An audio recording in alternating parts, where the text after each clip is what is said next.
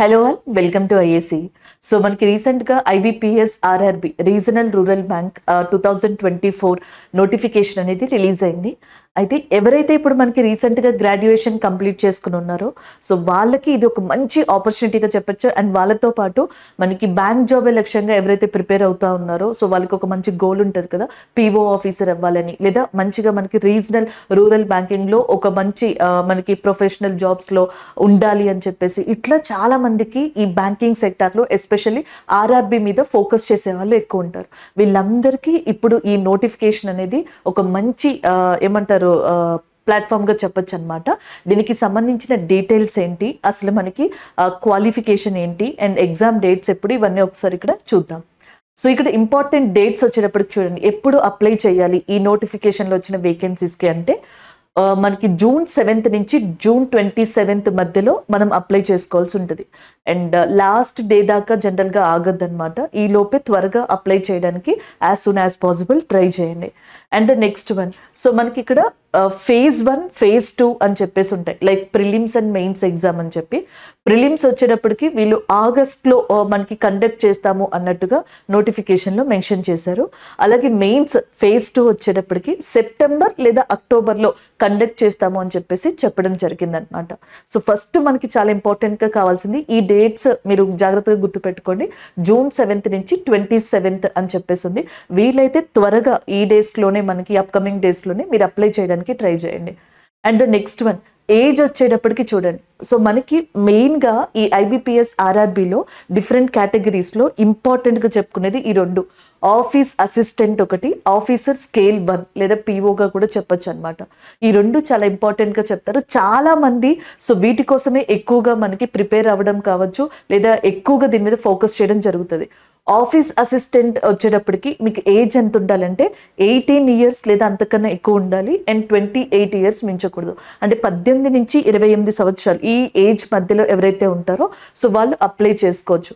అంటే మీకు ఒక రిఫరెన్స్ కూడా ఇచ్చారు, June 1st, 2024 నాటికి మీకు 18 సంవత్సరాలు వచ్చి ఉండాలి లేదా అంతకన్నా ఎక్కువ ఉండాలి, 28 years దాటకూడదు అనమాట. అది అక్కడ మెయిన్గా చెప్తున్నారు. అండ్ నెక్స్ట్ ఆఫీసర్ స్కేల్ 1 వచ్చేటప్పటికి 18 to 30 years అనేది సో మనకి ఏజ్ లిమిట్గా ఇవ్వడం జరిగింది. ఇది ఏజ్కి సంబంధించి.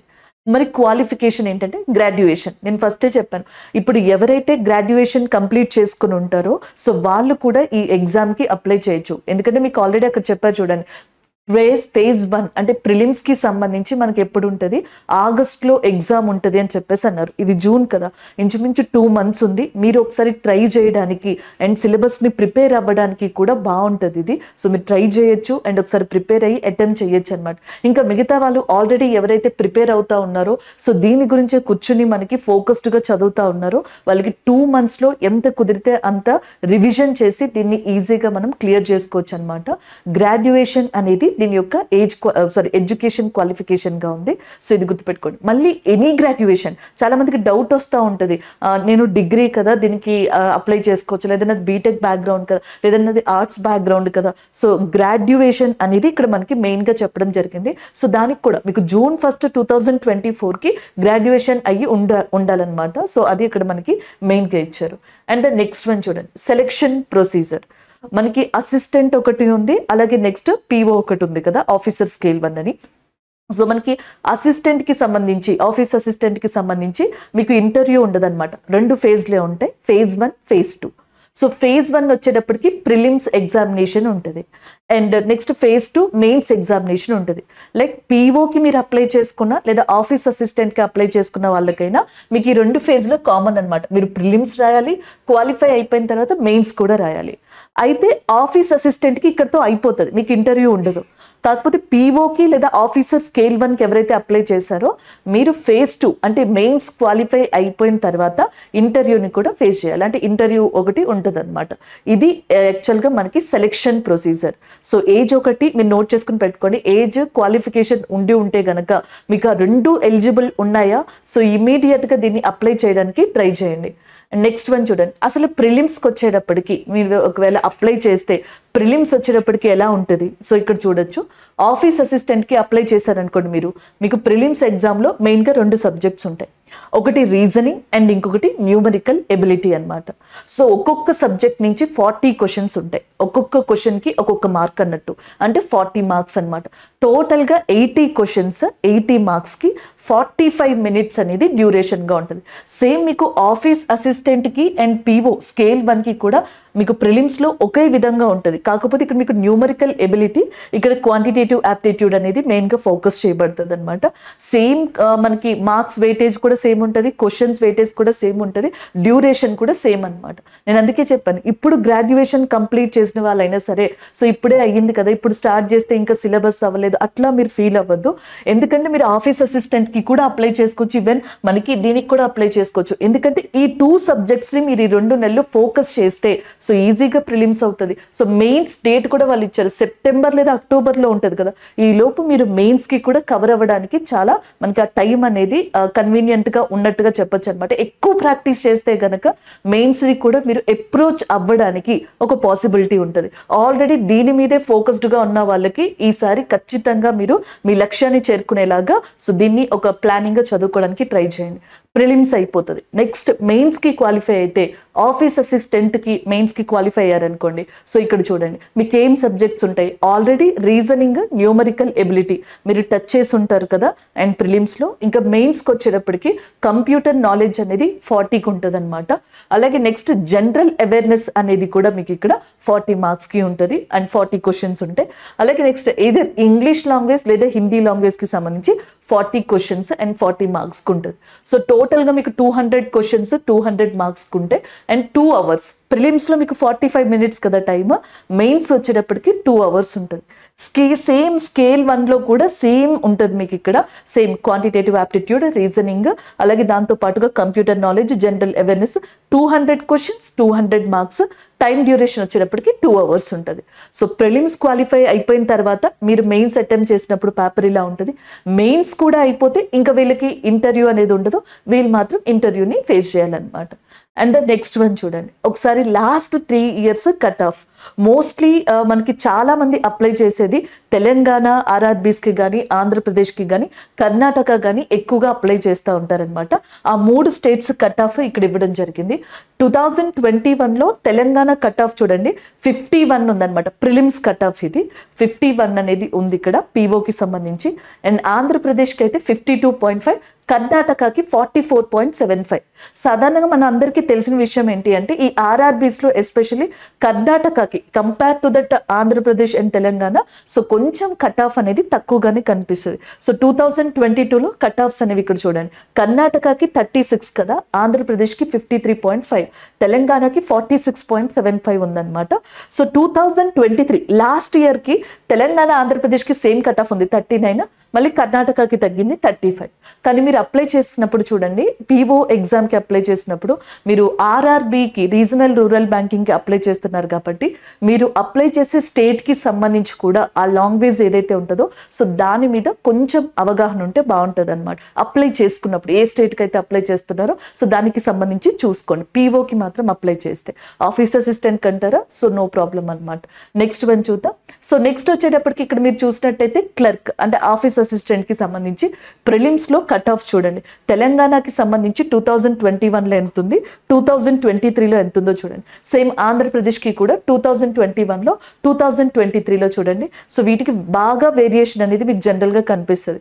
లాస్ట్ ఇయర్ మనకి ఏదైతే ప్రిలిమ్స్ కట్ ఆఫ్ ఉందో క్లర్క్కి సంబంధించి ఆంధ్రప్రదేశ్కి తక్కువ 54 2023లో, కర్ణాటకకి ఎక్కువగానే ఉంది 68.5, తెలంగాణకి 61 ఉందన్నమాట. సో ఇది మనకి అది పీఓకి సంబంధించి, ఇది వచ్చేటప్పటికేమో మనకి ఆఫీస్ అసిస్టెంట్కి సంబంధించి. కట్ ఆఫ్ చూడడం వల్ల మనకు ఒక ఐడియా వస్తుంది. సో మనం ఎంతవరకు గ్రాఫ్ని పెంచుకోవాలి, ఎంతవరకు మనం చేయగలం, ఎక్కడ అప్లై చేసుకుంటే బాగుంటుంది, సిచ్యువేషన్స్ ఏంటి, సో ఎలా అప్లై చేసుకుంటే బాగుంటుంది, ఇవన్నీ కూడా ఒక ఐడియా కట్ ఆఫ్ చూసినప్పుడు మనకు ఒక పాత్ అన్నమాట. సో ఈ ప్రిలిమ్స్ని క్లియర్ చేసుకోవడానికి మెయిన్స్ క్లియర్ చేసుకోవడానికి, పీఓ వాళ్ళైతే ఇంటర్వ్యూకి ప్రిపేర్ అవ్వడానికి ఒక ఐడియా ముందుగానే ఒక అంచనా వేసుకోవచ్చు. సో కట్ ఆఫ్స్ అనేవి మెయిన్గా దానికి యూజ్ అవుతాయి. శాలరీ వచ్చేటప్పటికి దాదాపుగా మనకి ఆఫీస్ అసిస్టెంట్ లేదా క్లర్క్ వచ్చేటప్పటికి ఈ IBPS RRBలో 40,000 వరకు అప్రాక్సిమేట్గా అరౌండ్గా 40,000 వరకు కూడా రావడం జరుగుతుందంట. సో అదే కనుక మనకి పీఓకి అయితే 60+ 65 దాకా వస్తుంది అని చెప్పేసి చెప్తున్నారు అన్నమాట శాలరీ. ఇది రీసెంట్ మనకి వచ్చిన డేటా ప్రకారం చూసుకుంటే అలా ఉంది శాలరీ అనేది. శాలరీతో పాటుగా మీకు నార్మల్గా ప్రివిలేజెస్ కూడా ఉంటాయి. సో అవి కూడా యూజ్ అవుతాయి అన్నమాట. వేకెన్సీస్ 9,500+. సో ఎందుకంటే నేను ఇక్కడ రెండే చెప్పాను మీకు, ఆఫీస్ అసిస్టెంట్ ఒకటి చెప్పాను అంటే క్లర్క్కి సంబంధించి, అలాగే నెక్స్ట్ వచ్చేటప్పటికి మనకి పీఓకి సంబంధించి చెప్పాం. అవి కాకుండా సో ఇంకొంటి డిఫరెంట్ కేటగిరీస్ అన్ని కలుపుకుని దాదాపుగా 10,000 వేకెన్సీస్ వరకు కూడా ఉన్నాయి. మనం ఇక్కడ చెప్పుకున్న వాటికి 9,500+ వేకెన్సీస్ అని చెప్పేసి, అంటే ఈ నోటిఫికేషన్ ద్వారా టోటల్గా 10,000 వేకెన్సీస్ అనేవి వచ్చాయి, బట్ డిఫరెంట్ కేటగిరీస్కి సంబంధించి అనమాట. అలాగే నెక్స్ట్ కనుక చూసుకున్నట్టయితే ఇది మనకి రీసెంట్గా వచ్చిన నోటిఫికేషన్కి సంబంధించిన ఇంపార్టెంట్ డీటెయిల్స్ అన్నమాట. అండ్ ఎవరైతే ఇప్పుడు మనకి స్టార్ట్ చేశారు ఈ నోటిఫికేషన్ తెలుసుకుని, లేదు నేను రాయాలి, నాకు ఒక న్యూమరికల్ ఎబిలిటీ మీద గ్రిప్ ఉంది, ఒకసారి రీజనింగ్ గురించి తెలుసుకోలేదు, రీజనింగ్ గురించి గ్రిప్ ఉంది, న్యూమరికల్ ఎబిలిటీ లేదు, నేను ఇప్పుడు స్టార్ట్ చేసిన ఒకసారి అటెంప్ట్ చేయాలనుకుంటున్నాను, ఇలా చాలా మందికి ఉంటుంది. కానీ ప్రాపర్ గైడెన్స్ అనమాట, అంటే ఎట్లా స్టార్ట్ చేయాలి, ఎట్లా త్వరగా కంప్లీట్ చేసుకోవాలి, మాక్ టెస్ట్లు ఎలా రాయాలి, రివిజన్ ఎలా రాయాలి, ఒక గైడెన్స్ అనేది మీ వెనకాల ఉంటే కనుక సో ఈజీగా ఇంకా తక్కువ టైంలో ఎక్కువ రివిజన్ చేయడానికి కూడా అది ఒక మనకి ఛాన్స్ అనేది ఉంటుంది అనమాట. సో మనమే ఈ 2 months కొత్తగా స్టార్ట్ చేసే వాళ్ళకి ఏమవుతుంది అంటే, సో మనం అంతా సెర్చ్ చేసుకోవాలి, తర్వాత గ్యాదర్ చేసుకోవాలి, ఇన్ఫర్మేషన్ అంతా, డేటా అంతా చూసుకోవాలి, మనం దాన్ని తీసుకోవాలి, మళ్ళీ రివిజన్ చేసుకోవాలి. సో కాబట్టి ఎవరైతే కొత్తగా ప్రిపేర్ అవుతున్నారో వాళ్ళకి ఒక పర్టిక్యులర్ వేలో మనం కొట్టాలి అనుకుంటే గనక సో ఒక సరైన ప్లాట్ఫామ్, ఒక సరైన గైడెన్స్ ఉంటే బాగుంటుంది. అలాగే మనకి ఆల్రెడీ ప్రిపేర్ అవుతున్న వాళ్ళు ఎవరైతే ఉన్నారో సో వాళ్ళు ఇంకా ఫాస్ట్ అప్ చేసుకోవడానికి వాళ్ళ మిస్టేక్స్ ఉంటాయి చూసారా, మీరు మాక్ టెస్ట్లు రాసినప్పుడు కావచ్చు, లేదా ఏదైనా ఒక క్వశ్చన్ అటెంప్ట్ చేసినప్పుడు కొన్ని కాన్సెప్ట్స్ స్పీడ్గా పెట్టలేకపోవడం, లేకపోతే కొన్ని షార్ట్ కట్స్ ఏవైతే ఉన్నాయో అవి సరిగ్గా మనం అప్లై చేయలేకపోవడం, ఇలాంటివి ఉంటాయి. సో ఇవన్నిటినీ కూడా మీరు జనరల్గా నెగిటివ్ అంతటిని పాజిటివ్గా చేసుకుంటే మీరు అనుకున్న లక్ష్యాన్ని చాలా తక్కువ టైంలోనే సాధించవచ్చు అనమాట. భయం వేస్తూ ఉంటుంది జనరల్గా, ఇది పాసిబుల్ కాదు, ఇది కొంచెం టైం ప్రాసెస్, ఇది లాంగ్. ఒక్కసారి మనం చేసి చూస్తే కానీ మన వే ఏంటి అనేది జనరల్గా తెలియదు, మన క్యాపబిలిటీ ఏంటి అనేది జనరల్గా తెలియదు. సో నిజంగా మనకి బ్యాంక్ జాబ్ కావాలి, నేను సెటిల్ అవ్వాలి, నాకు ఇది ఒక మంచి ఆపర్చునిటీ అనిపిస్తుంది అనుకుంటే జస్ట్ అప్లై చేయండి మీరు. సో మా నుంచి ఇచ్చే సజెషన్ ఇదే, అప్లై చేసి చూడండి, అటెంప్ట్ చేయండి, ఒకసారి ఎక్స్పీరియన్స్ చేయండి. సో దానివల్ల ఏమవుతుందంటే ప్రజెంట్ ఏంటి ట్రెండ్, ఎగ్జామ్కి సంబంధించిన ట్రెండ్ అనేది తెలుస్తుంది. ఒకవేళ మీ ప్రిపరేషన్ బాగుండి లేదా మీరు సరైన పాత్లో ఉండి మీరు చాలా క్విక్ లెర్నర్ అనుకోండి, సో ఒక్కొక్కసారి ఏమవుతుంది అంటే ఫస్ట్ అటెంప్ట్లోనే మనం అనుకున్న లక్ష్యాన్ని సాధించవచ్చు అనమాట. అది ఒకసారి మీరు చూసుకోండి. అండ్ నెక్స్ట్ మనకి ఫ్రీ అవేర్నెస్ ప్రోగ్రామ్ అనేది జరుగుతుంది అనమాట మన IACEలో, బ్యాంకింగ్కి అలాగే SSCకి కూడా జరుగుతుంది. సో ఈసారి 9th June జనరల్గా అయితే మనకి ఎవ్రీ సండే కూడా మన IACE బ్రాంచెస్లో ఫ్రీ అవేర్నెస్ ప్రోగ్రామ్ అనేది జరుగుతుంది. ఈ ఫ్రీ అవేర్నెస్ ఏంటి అంటే అసలు ప్రజెంట్ ఏం ఎగ్జామ్స్ ఉన్నాయి, ఏం నోటిఫికేషన్స్ ఉంటాయి, ఏ నోటిఫికేషన్ ఎలా క్లియర్ చేయొచ్చు, అసలు ఎలా ఉంటుంది మనకి ప్రొసీజర్, ఒకటి స్టార్ట్ చేసిన తర్వాత దాంట్లో మనకి ఎట్లాంటి హడ్డిల్స్ వస్తాయి, ఎలాంటి సిలబస్ ఉంటుంది, దానికి ఎలా అప్రోచ్ అవ్వాలి, అసలు ఇప్పుడున్న కాంపిటీషన్ ఏంటి, మనం ఎక్కడ ఉన్నాం, సో మనకి ఉన్న ప్రాబ్లమ్స్ ఏంటి అంటే ఎగ్జామ్ ప్రిపరేషన్కి సంబంధించి కావచ్చు, లేకపోతే నెక్స్ట్ వచ్చేటప్పటికి ఇప్పుడున్న కాంపిటీషన్కి సంబంధించి కావచ్చు, వేకెన్సీస్కి సంబంధించి కావచ్చు, ఒక్కొక్క స్టూడెంట్కి ఒక్కొక్క ప్రాబ్లం ఉంటుంది. సో ప్రతి స్టూడెంట్కి కామన్గా ఉండే ప్రాబ్లం కన్ఫ్యూజన్ అనమాట. మనం ఎట్లాగా దాన్ని అప్రోచ్ అవ్వాలి, ఇవన్నీ కూడా మీ కన్ఫ్యూజన్కి ఒక క్లారిటీ ఇచ్చేలాగా మన IACEలో ఎవ్రీ సండే కూడా అవేర్నెస్ ప్రోగ్రామ్ అనేది జరుగుతుంది. సో ఎవరైనా సరే మనకి నాన్ IAC స్టూడెంట్స్ కావచ్చు, IAC స్టూడెంట్స్ కావచ్చు, సో జనరల్గా అటెండ్ కావచ్చు. ఈసారి మనకి 9th June ఉందన్నమాట. సో ఇది 10 o'clockకి స్టార్ట్ అవుతుంది, ఒకసారి చూడండి. అండ్ ద నెక్స్ట్ వన్ మనకి న్యూ బ్యాచెస్ అనేవి కూడా స్టార్ట్ అవుతున్నాయి ఎవ్రీ మండే.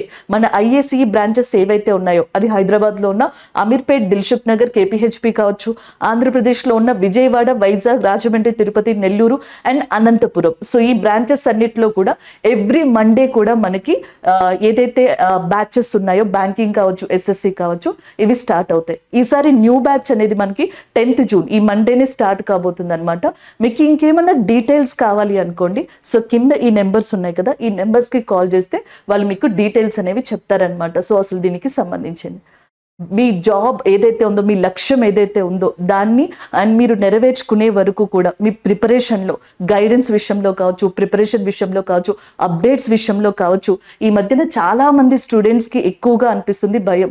సో ఇంత కాంపిటీషన్ ఎక్కువ ఉంది అండ్ మనకి షార్ట్ డ్యూరేషన్ టైం ఉంటుంది, సిలబస్ అనేది చాలా డిఫరెంట్గా ఉంది, అంటే క్వశ్చన్స్ ఫ్రేమింగ్ అనేది చాలా డిఫరెంట్గా ఉంది, ఇన్ని కన్ఫ్యూజన్స్ ఉంటాయి కదా. వీటన్నిటిలో కూడా మీకు క్లారిటీ ఇవ్వడానికి అండ్ మీరు మీ లక్ష్యాన్ని చేరుకునే వరకు కూడా మీకు ఎదురయ్యే ప్రతి హర్డిల్ని కూడా మా తరపు నుంచి మేము దాన్ని హ్యాండిల్ చేసి మీకు ఒక సొల్యూషన్ తేవడానికి మీ ప్రతి అడుగులో కూడా IACE మీకు తోడుగా ఉంటుంది మీ లక్ష్యం నెరవేరే వరకు. All the best. జై హింద్.